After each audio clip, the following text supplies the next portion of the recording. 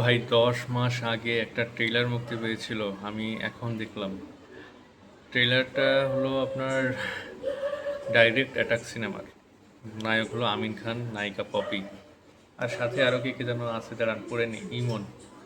ইমন আছে আর কি, শিরিন শিলা।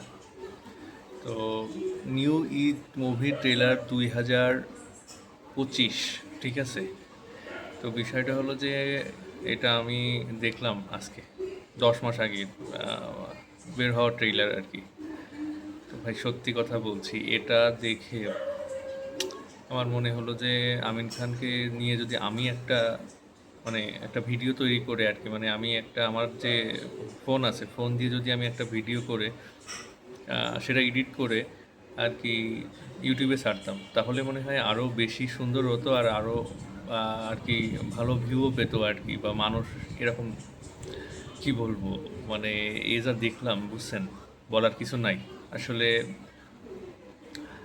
কি বলবো, এত বি গ্রেড, সি গ্রেড না, ডি গ্রেড, ই গ্রেড যদি কিছু থাকে তাহলে এই ট্রেইলারটা হলো তাই। তো এতদিন দেখিনি, চোখের সামনে আসেনি, আজকে সরাসরি আমি বাংলা সিনেমার ট্রেইলার লিখে সার্চ করছিলাম ইউটিউবে, তো এইগুলো আসলো আমার সামনে। সত্যি বলছি, সত্যি বলছি, এর মতো বাজে ট্রেইলার আর হয় না।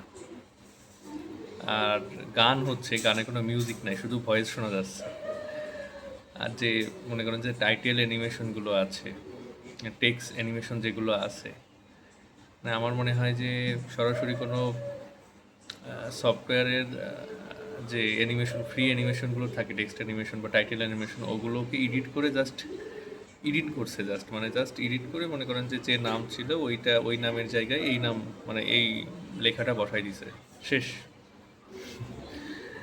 এইগুলো করে আজকাল বাংলাদেশে এখনো পর্যন্ত। আর আমিন খান একটা মানে সে ওয়ালটনে আছে আর কি, সে একটা ভালো, তার অ্যাড বের হয়েছিল মাঝখানে কিছু কিছু, খুবই ভালো ছিল, তার কিন্তু লুক এখনো সুন্দর আছে, কিন্তু কি এগুলো, তার টাকার অভাব পড়ে গেছে, এগুলো কি আর কারা করে, এই পরিচালকই বা কি, তার কি একটা ক্যামেরা নাই?